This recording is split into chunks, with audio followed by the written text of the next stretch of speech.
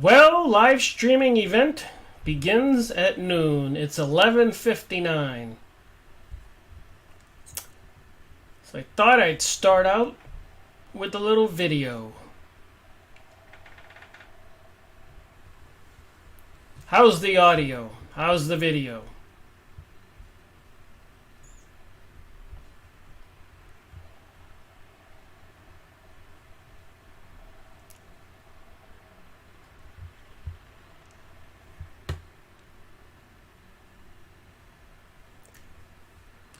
$11:59, seconds to go.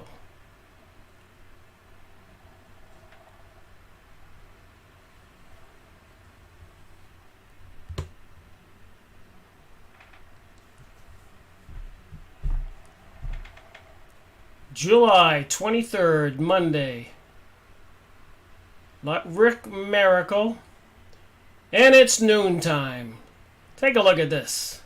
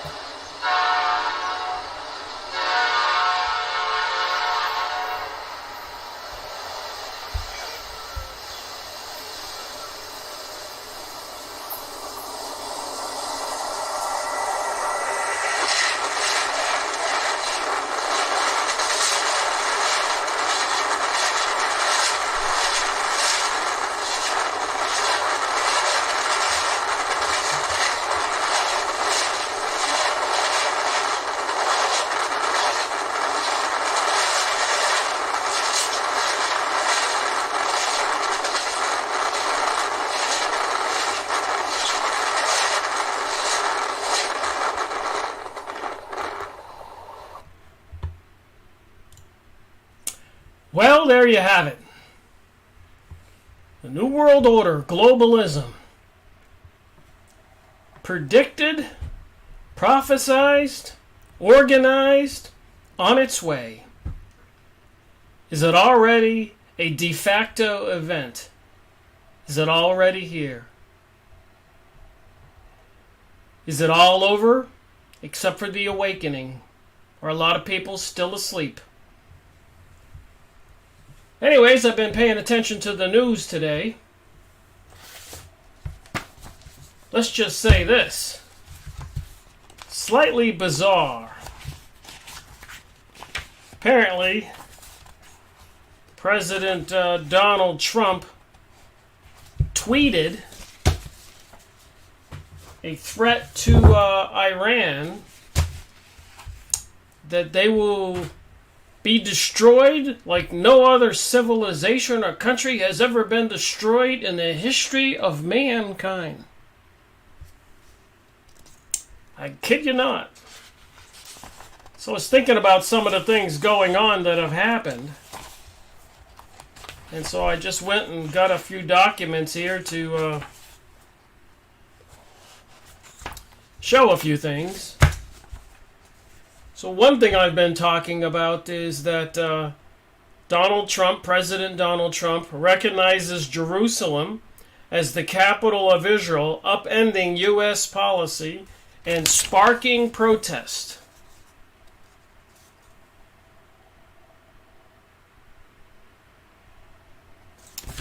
So as I've said many times before, this is no small thing.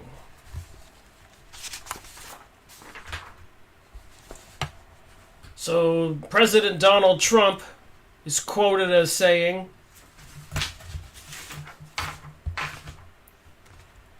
"Old challenges demand new approaches." President Donald Trump announced Wednesday that the United States will recognize Jerusalem as the capital of Israel and will begin a process to transfer the U.S. Embassy to the ancient city, reversing decades of American policy and defying widespread international criticism.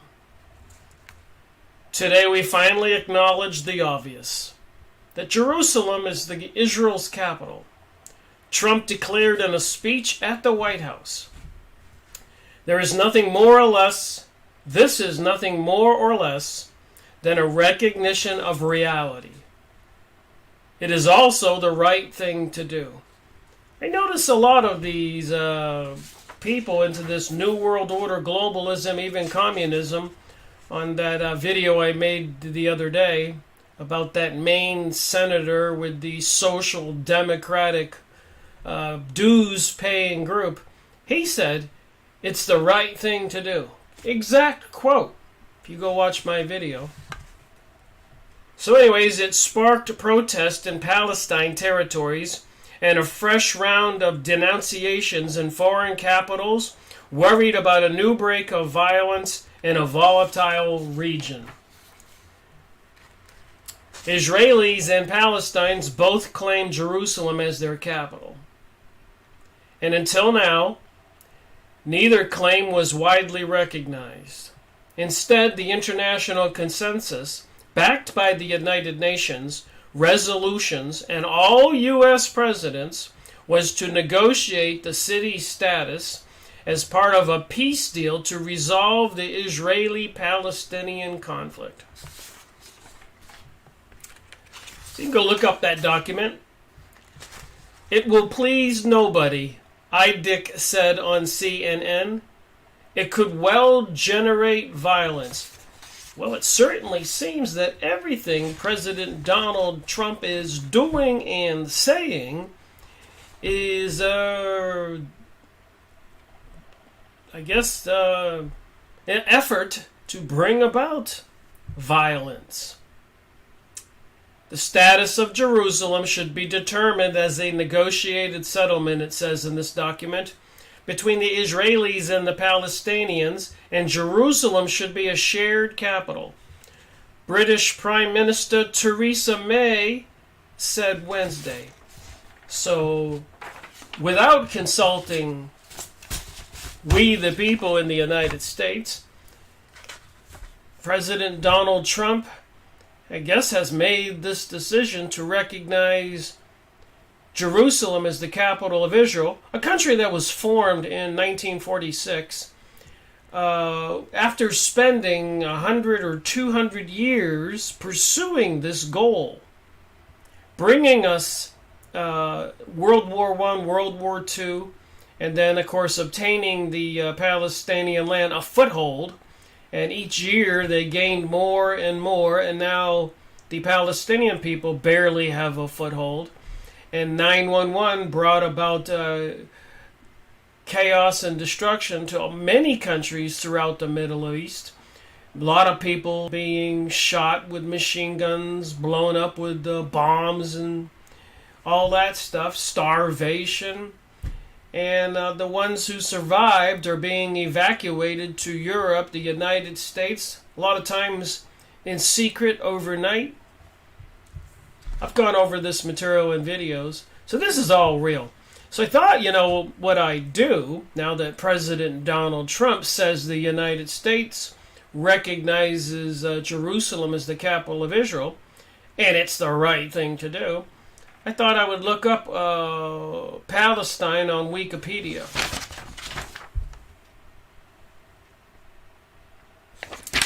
Is it the right thing to do? Palestine, a geographical, historical region in the Middle East. There's the word historical. And if you're in a court and a judge is going to render you innocent or guilty, it's usually based on precedents, historic data. So the way the results were in the past is usually the dictates of the judge. They don't usually set new precedents. They use precedents already set on judgments and actions. So right here on Wikipedia, of course, Palestine, it was the historical region in the Middle East. The state of Palestine in the Middle East recognized by 136 United Nations members. Palestine territories or occupied Palestine territories, the West Bank, including East Jerusalem. So it didn't say that President Donald Trump was just giving a portion or recognizing a portion of Jerusalem.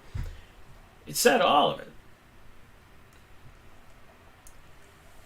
All right, Palestine National Authority, or the Palestine Authority, an interim self-government body established in 1994 to govern parts of the territory.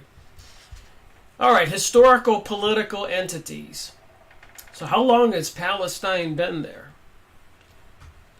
If you were the judge, what would you do? Why did all the other previous U.S. presidents not do this and actually rejected to do it at the behest of the Zionist Jewish people? And even President Taft refused to go along, so the leading Jewish people in the United States told him, the next president will help us. It'll be a president of our choosing. And of course that would be Woodrow Wilson. FYI. So it says here, Syria Palestine, or Roman Palestine, a Roman province in 135 to 390 CE. So 135 years after Jesus' birth to almost 400. So there's 270 years Palestine was there. A province of the Roman Empire following the merger of renamed Judea with Roman Syria. Then again, Palestine Prima, a Byzantine province from 390 to 636. So the next 300 and something years, it was Palestine Prima. Palestina Secunda, a Byzantine province from 390 to 636 before Christ. We're going back 2,300 years. Palestina Solotus, 6th century. Jude Felista, 636, 10th century. Metafarata of Jerusalem or Palestine, 1872 to 1917. Mandatory Palestine, 1920 to 1948. A geopolitical entity under the British Empire administration. So there you have it. The precedent that it has been Palestine for a couple thousand years. So what's going on? Even with President Donald Trump's tweeted in bold capital letters threat to be annihilated, destroyed in such a way, I'm paraphrasing, I don't have the exact words in front of me, like no other country has ever been done in the history of mankind. It says here, I looked up this, I knew this had happened. General Wesley Clark, a general. Wars were planned. 7 countries in 5 years. You can go look up videos with General Wesley Clark saying this.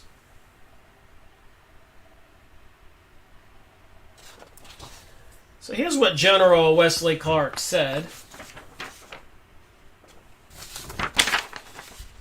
Because I had been through the Pentagon right after 9/11, about 10 days after 9/11, 10 days after 9/11, I went through the Pentagon and saw Secretary Rumsfeld and Deputy Secretary Wolfowitz. I went downstairs just to say hello to some of the people on the joint staff who used to work for me. And one of the generals called me in. He said, "Sir, you've got to come in and talk to me a second." I said, "Well, you're too busy." He said, No. He says, "We've made the decision 10 days after 9/11. We're going to war with Iraq. This was on or about the 20th of September. I said, General Wesley Clark here, "We're going to war with Iraq? Why?" He said, "I don't know." He said, this is a general he's talking to. General to general. I guess they don't know what else to do. And does anybody believe that? This was all planned. 9/11 was planned.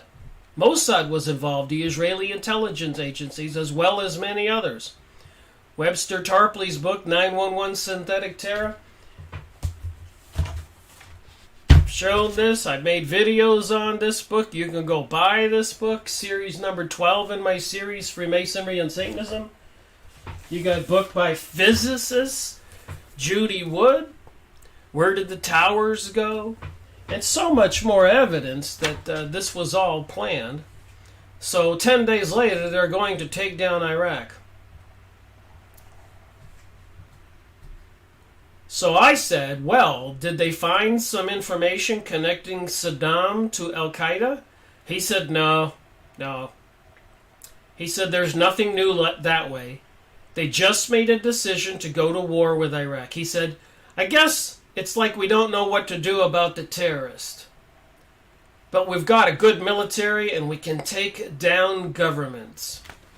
And he said, I guess if the only tool you have is a hammer, every problem has to look like a nail. So General Wesley Clark says, so I came back to see him a few weeks later. And by that time we were bombing in Afghanistan. And I said, are we still going to work with Iraq? And he said, oh, it's worse. Then that, he reached over on his desk and he picked up a piece of paper. And he said, I just got this down from upstairs, meaning the Secretary of Defense's office, today.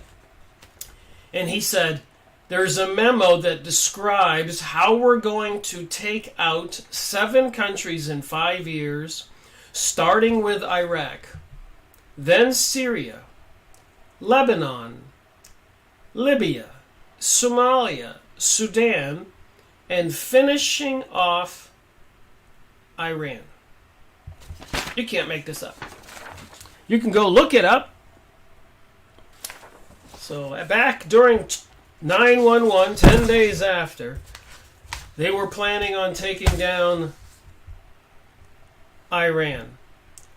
Now, the only hiccup that's happened in the last 4 or 5 years, of course, is Syria didn't fall like Afghanistan and Iraq and many other countries, ousting the president in Egypt, even having the president of the Ukraine ousted after Russia wouldn't go along with all of this, and so many others. So anyways, what's happened in 2017, President Donald Trump's first year, to kind of indicate to the rest of us, besides his naming that the U.S. recognizes Jerusalem as the capital of Israel, after it has been Palestine for 2,000 years.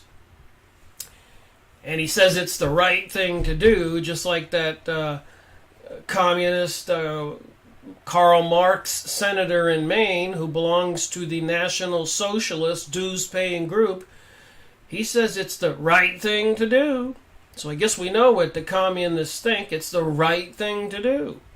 So what did President Donald Trump have done last year? He drops the mother of all bombs on Afghanistan. So just because we took down Afghanistan, it's not going to stop there. It's just going on and on and on.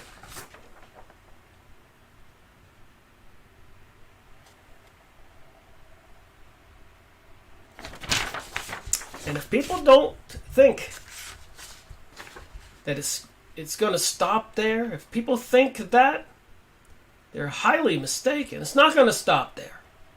There are preparations made here in the United States. Jade Helm 15 in 2015. Equipment and troops dispersed all over the United States, door to door, acting like it's the beginning of martial law, running AI, artificial intelligence software, which is going to make the decisions whenever they pull the trigger on this big event to bring about a global world order. Alright, so it says in this article, when the so-called mother of all bombs was first tested in 2003, the largest conventional weapon in the United States arsenal set off a mushroom cloud visible for 20 miles. So they dropped this in Afghanistan in 2017, President Donald Trump's first year.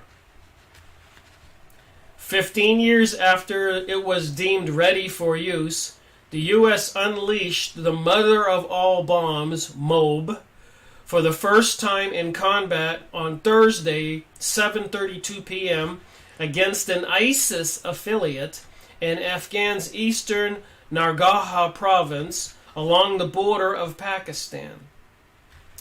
In Washington, the White House press secretary Sen Spicer said it targeted a system of tunnels and caves that ISIS fighters used to move around freely and making it easy for them to target military advisors and Afghan forces in the area. So how many years have they been attacking and killing in Afghanistan? What's the truth, you think?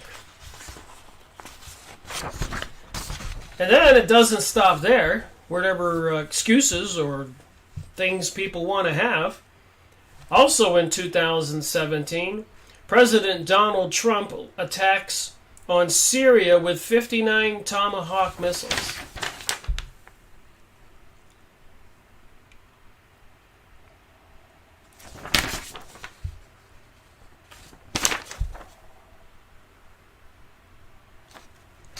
So they've repeatedly accused Assad. They're trying to take down Syria.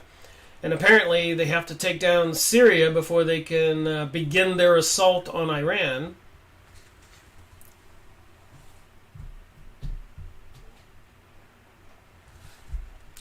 All right. The U.S. military attacked a Syrian government airfield with 59 Tomahawk missiles. On Tuesday, Syrian dictator Bashar Assad launched a horrible chemical weapons attack on innocent civilians. Using a deadly nerve agent, Assad choked out the lives of helpless men. See the words this article uses? Assad choked out the lives of helpless men, women, and children. Do you believe that? What about that mother of all bombs? You suppose that choked out the life of any men, women, and children? Or the 59 missiles? Were any lives choked out? Did they describe that action that way? It was a slow and brutal death for so many. Wow, the person who wrote this press release should be writing murder or mystery novels. Even beautiful babies were cruelly murdered. Even beautiful babies were cruelly murdered on this very barbaric attack.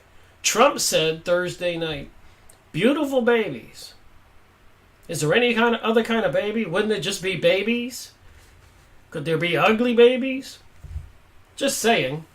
The U.S. defense official called the U.S. strike a one-off.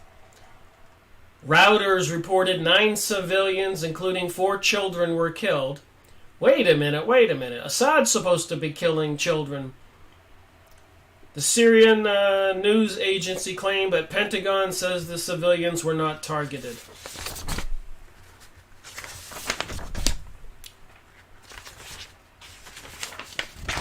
So there was another document I looked up. Just a little history here. What is the Hegelian dialectic?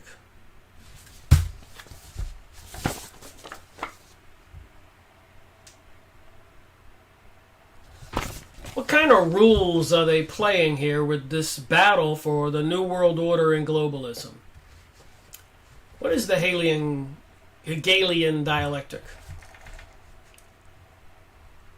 In the Hegelian dialectic, the state has the supreme right against the individual. This would be communism too. The state has the supreme right against the individual. So who's controlling the state? That would be the secret societies. These puppet masters that give us choices for presidents, like in 2016, Hillary Clinton or Donald Trump. I just always thought, how bizarre. Isn't there anybody better out there? Don't we people deserve a more rational choice to choose from? But we're operating under the Hegelian dialectic. That's why all this stuff is happening. So the supreme right against the individual belongs to the state. And the individual's supreme duty is to be a member of the state. For the right of the world spirit is above all special privileges. Author historian William Shire, quoting George Hegel in his The Rise and Fall of the Third Reich. In 1847, the London Communist League, Karl Marx and Frederick Engels, used Hegel's theory of the dialectic to back up their economic theory of communism. Now in the 21st century, Hegelian Marxist thinking affects our entire social and political structure. The Hegelian dialectic is the framework for guiding our thoughts and actions into conflicts that lead us to a predetermined solution. Let me read that again, and let's just think about World War I, World War II, 9/11, and so much more. False flags, bombings, shootings.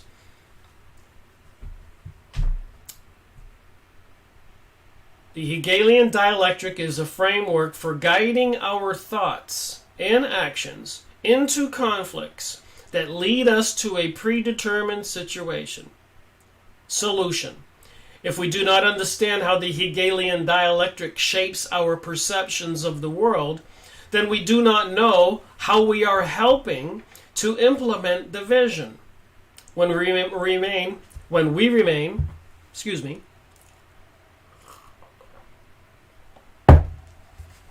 locked into a dialectic thinking, we cannot see out of the box.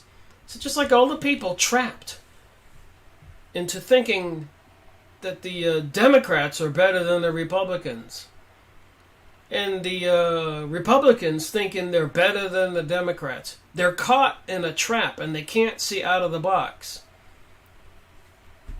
Far as I'm concerned, most of the people are centralist with a slightly socialist inclinations or slightly conservative inclinations. In other words, they're more interested in normalcy. But there's being pushing on the far right and pushing on the far left and dragging people into it, dividing America. And as anybody knows the old saying, divided we fall, united we stand. I said it backwards. Starts out with united we stand and divided we call. But it looks like we're divided now, so I thought maybe I'd say that first. The Hegel's dialectic is a tool which manipulates us into a frenzied circular pattern of thought and action. Manipulates us into a frenzied circular pattern of thought and action. You think that's going on? You see these press releases and these actions. Every time we fight for or defend against an ideology, we are playing a necessary role in Marx and Engels' grand design to advance humanity into a dictatorship of the proletariat, the elites. The synthetic Hegelian solution to all these conflicts can't be introduced unless we all take a side that will advance the agenda. So everybody has to take a side. You have to be a Republican, or you have to be a Democrat, you have to be a Christian conservative, or you have to be a progressive liberal for the whole thing to work. The Marxist global agenda is moving along at breakneck speed, just like that train I showed in this video. The only way to completely stop the privacy invasions, expanding domestic policies, police policies, land grabs, insane wars against inanimate objects, and covert actions, outright assaults on individual liberty, and to step outside the dialectic that releases us from the limitations of controlled and guided thought. So there's 6 pages here I could read to give you all the facts. If anybody really wants to doubt it, just go look this document up. Wikipedia, Hegelian dialectic. One page here, I'll read a sentence or two. Conclusion. The Hegelian dialectic presupposes the factual basis for the theory of social evolutionary principles, which coincidentally backed up by Marx, the communist. Marx's Darwinian theory of social evolution of the species, even though it has been used for a century to create a vast new scientific community, including eugenics and social economics, does not adhere to the basis for all good scientific research and appears to exist mainly to advance itself and all of its sub-social scientific arms as the more moral human science. To the ACL, this means the entire basis for the communitarian solution is based on a false premise, because there is no factual basis that the social evolution of the species exists. Based as it is only on Darwinian, that man evolved from amoebas or monkeys or something, apes, which has been proven false. Artificial design has absolutely been involved in the creation of humans. Just like 100 years ago, we didn't have iPads or colored TVs, or barely had cars or radios and TVs. But in 100 years, it's gone off into a tangent curve of growth. Why do you suppose that is? And I know what it is. I've gone over this in my videos. Apparently, like Nikola Tesla said, outside forces, voices, images, visions, dreams have been feeding this information to certain individuals. So behind the veil, the other dimension. So why would the other dimension bring us AI and wireless when now it's going to be used for the destruction of mankind? Think about that. Could they see the future? So another couple words I looked up that were interesting is I thought I would look up two words, liberalism and conservatism, on Wikipedia. I got a document of each. So let's start out with the liberals. Liberalism is a political and moral philosophy based on liberty and equality. So I thought about that. And on my Freemason New Age magazine, on the big triangle on the bottom, it says liberty, equality, and fraternity. You'll see that on all the Freemason logos with the triangles. So liberalism is a political and moral philosophy based on liberty and equality.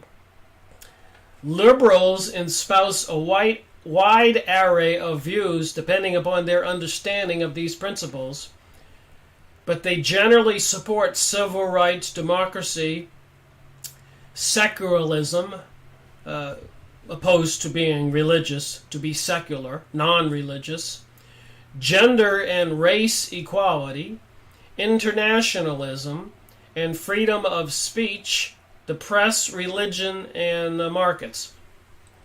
And I have to say, from my observance of certain Democrats, we've all heard it, they're not tolerant of the conservative or Christian point of view. They're quite intolerant, so this document here has false facts. They do not believe in freedom of speech. They believe in their freedom of speech, but they say when Christians want to continue their belief of family values and moral ethics as described by the Ten Commandments, hence then they're called haters. Liberalism became a distinct movement in the Age of Enlightenment. when it became popular among Western philosophers and economists. Liberalism sought to replace the norms of hereditary privilege, state religion, absolute monarchy, and the divine right of kings, traditional conservatism, and the representative democracy and the rule of law. Well, wasn't it President George Bush Sr. who said, "Out of chaos and anarchy will come the New World Order, a rule of law"? I say, whose rule of law? I mean, they can make any kind of laws they want. Philosopher John Locke is often credited with founding liberalism as a distinct tradition, arguing that each man has a natural right to life, liberty, and property, adding that governments must not violate these rights based on the social contract. Well, that's not what it said in that press release with that senator from Maine the other day, that they do not believe in private property rights. Communism does not believe in private property rights. And communism is definitely authoritarianism. And it says here, French liberalism has emphasized rejecting authoritarianism and is linked to nation building. And right now they want to tear down the wall between the U.S. and Mexico and the world. They're anti-nation building, where people have a national patriotic attitude. So I could tear a lot of holes in this description of liberalism. Again, the Hegelian dialectic, it's just used to convince people, promising them everything, free education and Medicaid. Where are they going to get the money for all this? And then conservatism. Conservatism is a political and social philosophy promoting traditional social institutions. Promoting traditional social institutions in the context of culture and civilization.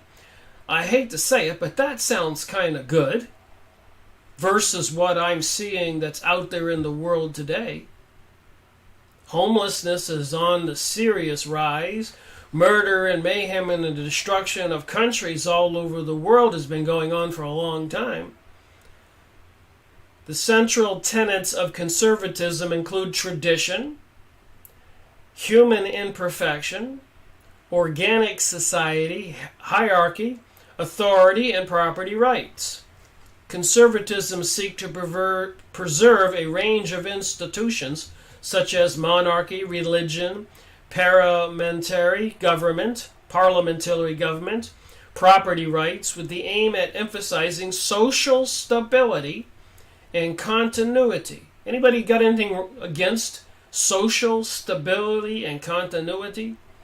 While the more extreme elements are called reactionary, opposed to modernism, and seek a return to the way things were. So obviously, even in the 1920s, when the Congress in the United States had the congressional hearings with the communists, they said they were going to infiltrate all aspects of our society and change everything. Destroy Christianity. Destroy how we think, what we think. So anyways, there was a couple more websites with the definition of conservative. So people can get a clear picture of what they choose. Holding true traditional attitudes and values. So if you're conservative, I think I need some water. If you're a conservative, you like to hold to traditional attitudes and values, cautious about change and innovation, typically in relation to politics and religion. Well, I guess that defines me pretty well. I don't want Christianity destroyed, and I'm not for pansexualism, transgenderism, the Rainbow Coalition. I don't hate gay people, for example, but I don't think they should be teaching those philosophies to school children and kind of promoting it as a popular social norm. Remember when I went down to visit a friend of mine in the South? It had a condo right on the ocean, and this guy moved in next door. And she was out in the hallway talking to him, and she came into the house in an excited state and said, "You're not going to believe it. I'm so excited." I said, "What?" She goes, "The guy moving in next door is gay. Isn't that great?"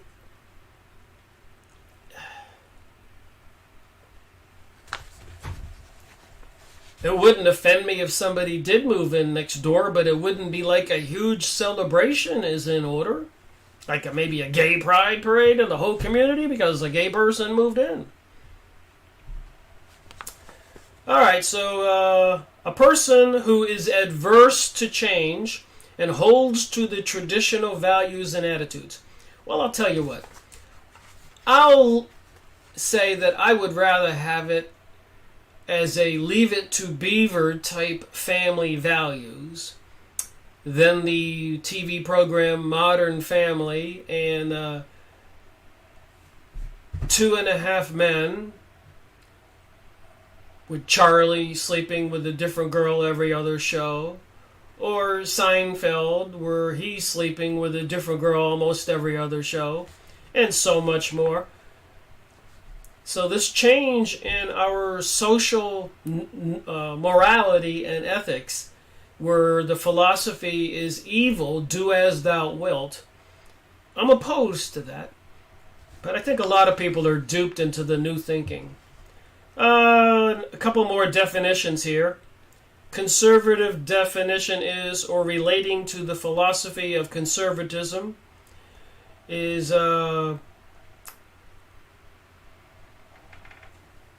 combines liberal values and policies with conservative stances, or more simply, the right wing of the liberal movement, conservative liberalism. So they have all these definitions. So basically, people want to keep it the way it was with Christianity, which wasn't so horrible. I grew up with it. Nobody ever told me I couldn't go do things, have a beer, go to a dancing or a nightclub, or even go out with my race car and racing, go to the beach, barbecues, swimming pools, go to have a great time. So that kind of social morality seemed to be pretty safe to me. There's one on liberal with the Student News Daily. The definition is open to new behavior or opinions, willing to discard traditional values. They have more liberal views towards marriage and divorce than some people.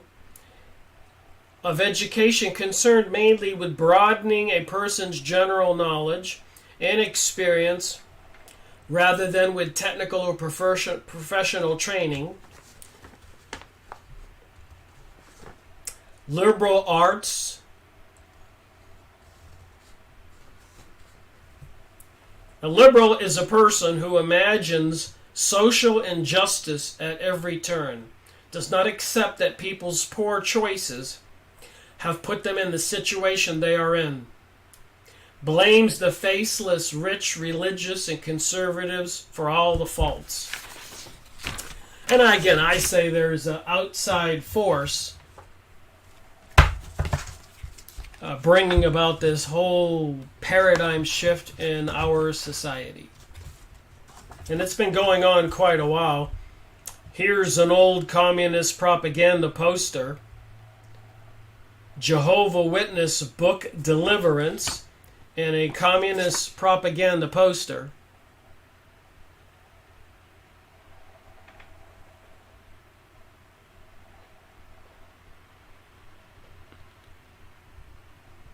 So those are ancient posters. Then they give us two choices for president not too long ago, if you remember. Two members of the Skull and Bones. One party, one world, one order. So 2004, you had a Democrat and a Republican, both of them members of the Skull and Bones, running for president.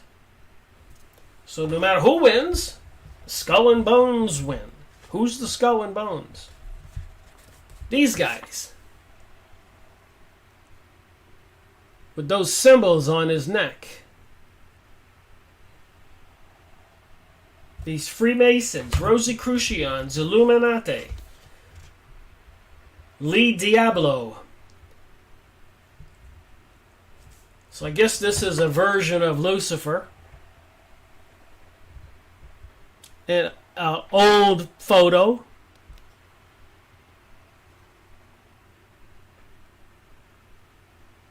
Nothing new about what's going on. This was all under the, when I looked up Albert Pike's letters. The Paris attack and the subsequent false flags have created a wave of anti-Muslim hysteria and prepared the ground for the Third World War, planned in Albert Pike's famous 1871 letter to Giuseppe Mazzini. I've talked about this a lot. So these attacks that I keep saying are intended to create hate for another party. They want to have divide and conquer.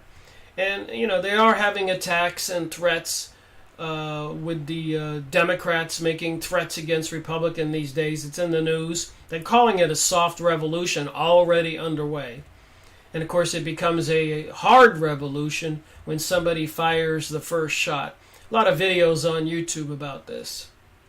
The Third World War must be fomented by taking advantage of the differences caused by the agenda of the Illuminati between the political Zionist and the leader of the Islamic world. It isn't that what's going on right now. The United States and NATO, the Pentagon, is fighting for the invisible Israel.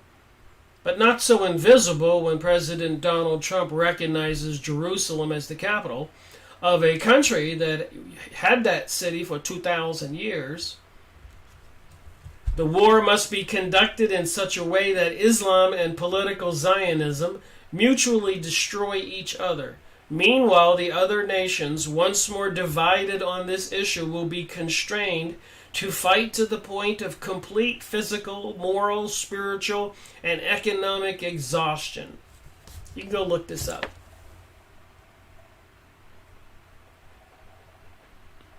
Albert Pike, Freemason. Look at his stuff around his neck.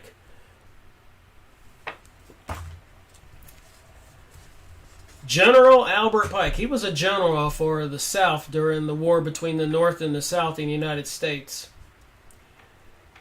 That which we must say to the crowd. Listen up here. I keep saying there's a spiritual component to this. That which we must say to the crowd is we worship a God, but it is the God that one adores without superstition. To you, Sovereign Grand Inspector General, we say this, that you may repeat it to the brethren of the 32nd, 31st, and 30 degrees. So the people of the lower degrees in Freemasonry are only told they believe in a God. But if you get to the 30 degree, 31st degree, 32nd degree, you're going to be told this. The Masonic religion should be, by all of us initiates of the high degree, initiates, maintained in the purity of the Luciferian doctrine.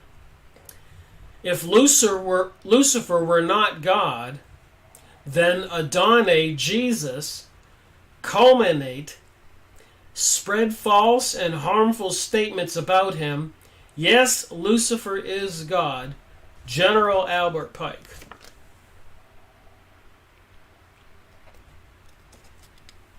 There's where the information came from.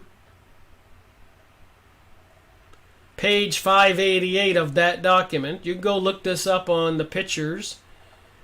And he has a symbol on his shirt for Baphomet, the devil. I remember they wanted to put the statue of Baphomet in the Oklahoma State Building, and it wound up in Detroit, and it was a huge statue of the devil with a child under each arm.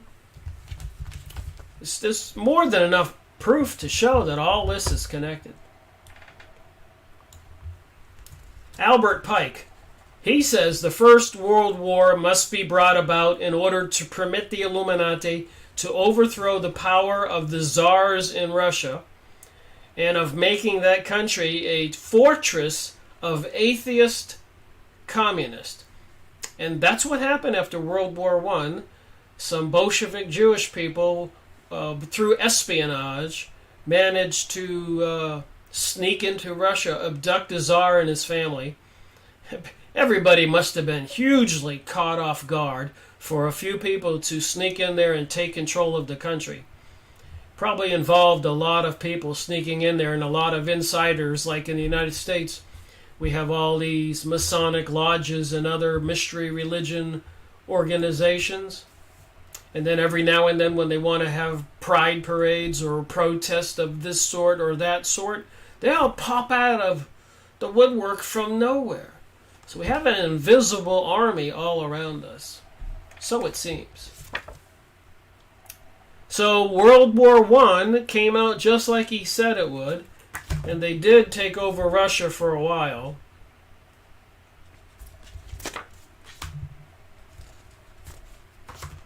And these people have been involved. This was at the website when I looked up Albert Pike's letter to Mazzini in Italy, another leader of the Freemasons in Italy.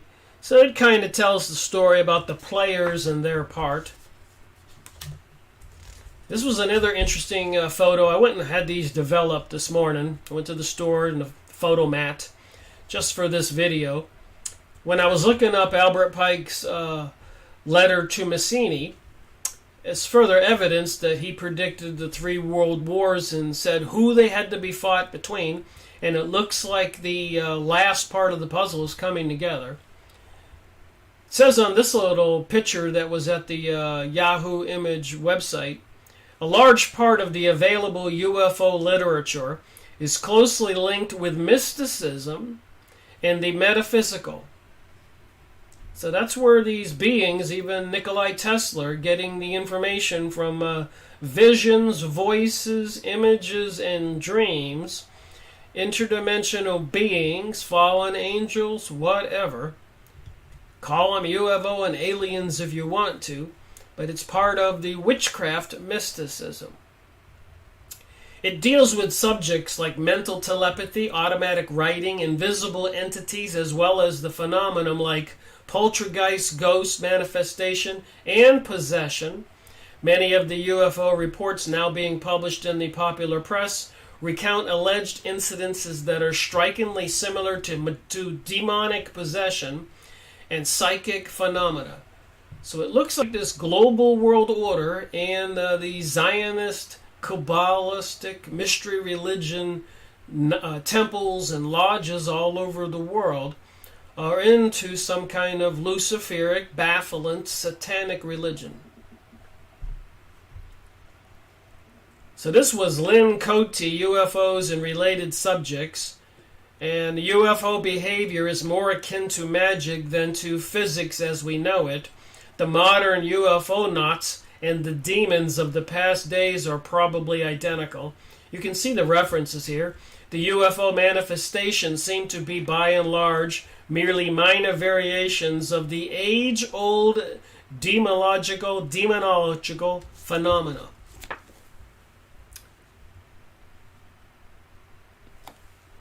I don't blame people for thinking this is too far out.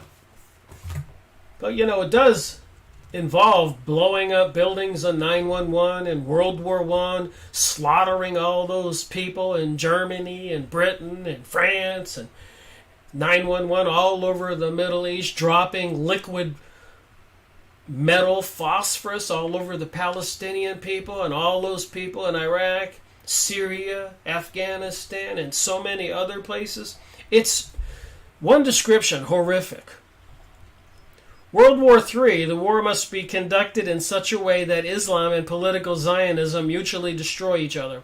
Albert Pike's 1871 letter.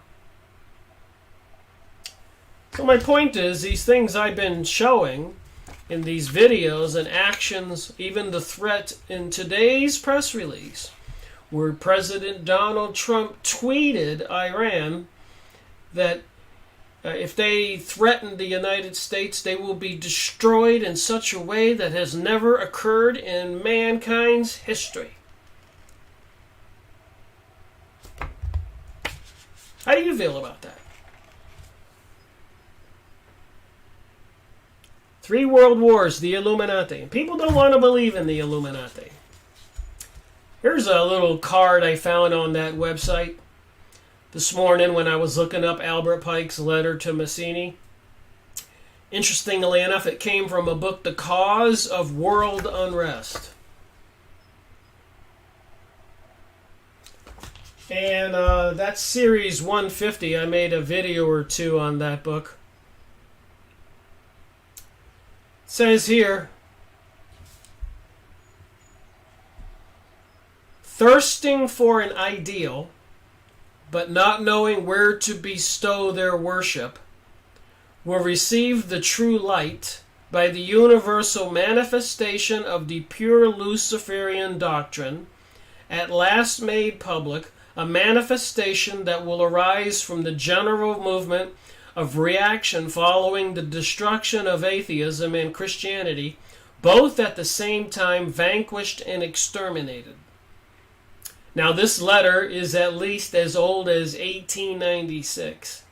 If it is a forgery, if it is a genuine, then it is as old as 1871. It must therefore be considered remarkable, whether as a forgery or as a genuine document, for it predicts what has happened in Russia. This was the letter that Albert Pike, the leader of the Freemasons of the South, a general for the South in the war between the North and the South, the highest leader of the Freemasons, wrote this letter to Mazzini about the 3 world wars.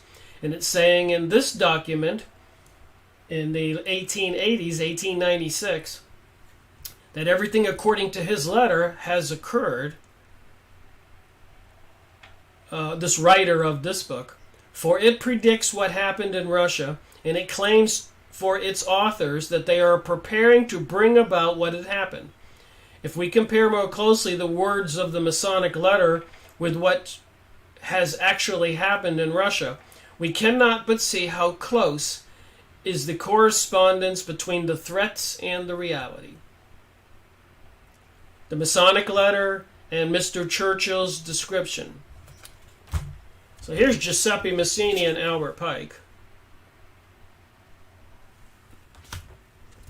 World War I, the First World War, must be brought about in order to prevent the Illuminati, to permit the Illuminati to overthrow the power of the czars. That's what they did in Russia, and making that country a fortress of atheistic communism. That's why they killed 25 million and some say 100 million Christians and other people. That's what they do during a revolution, something called a purge. And apparently they passed some kind of Noahic law here in the United States quite a few years back. And for whatever religion they're going to bring us, the people who don't swear allegiance to this Lucifer deity God will be accused of heresy, and the preferred method of killing people who do not accept the new system is beheading. And apparently you can look up on the internet that the government purchased 30,000 guillotines. This is no joke. Built FEMA camps, installing 5G network right now, artificial intelligence, smart systems. The prison is being built around us, so it seems. The divergences caused by the agents of the Illuminati between the British and Germanic empires will be used to ferment this war. So they want to have the divergences caused between Britain and Germany, and they were going to use it to bring about a war. These are people in the secret mystery religions, high-level Freemasons, Illuminati, Rosicrucians, Bohemian Grove, Bilderberger groups, Club of Rome, Knights of Malta, Knights of Columbus, Knights of the Garter, like the royal family in Britain, and thousands of other Masonic, secret mystery religion, satanic organizations. You can go on your computer and look up secret societies and get long lists of them, including witchcraft organizations. The fastest growing church in the world, the Church of Satan. You can't make this stuff up. You can look it up. And of course, the protocols of the wise men of Zion are ancient. Look how old this document here is. The typewritten and everything. Published by the Beckwith Company at 299 Madison Avenue. Looks like something probably created in 1905 or 1910. And here's just another picture to let you know what they did in previous revolutions. This is how it works. We better wake up.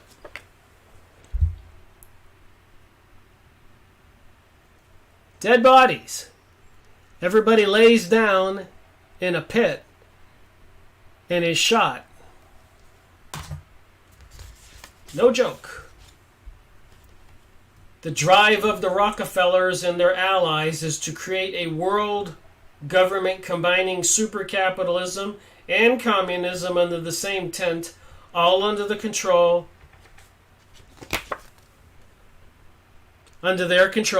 And that was said by a congressman, Larry P. McDonald. Smarter people than me have been saying this stuff.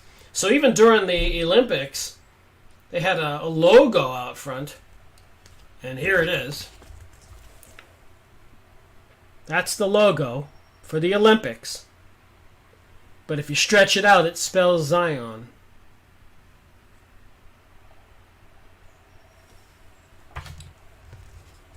George Bush welcomes Pope and black Jesuits. So apparently we now have a black Jesuit Pope. And the black Jesuits are the military arm of the Vatican. Sometimes called the assassins or the enforcers, these guys.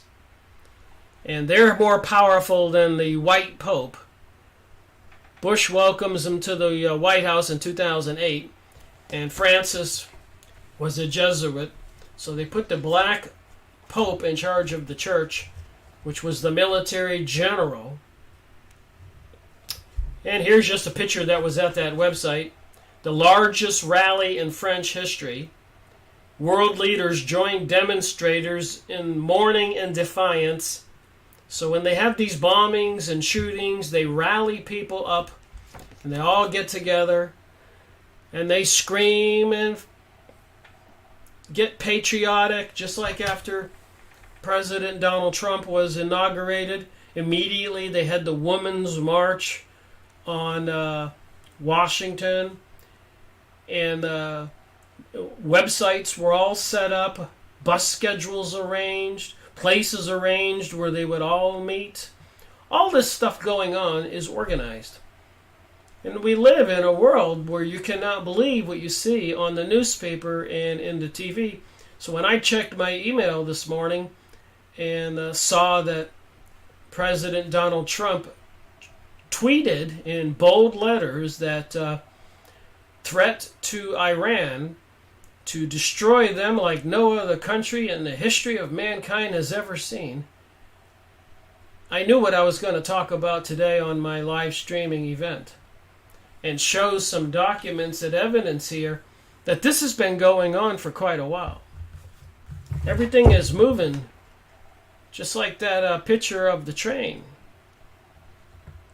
Let's take a look at that again, and I'll end this video.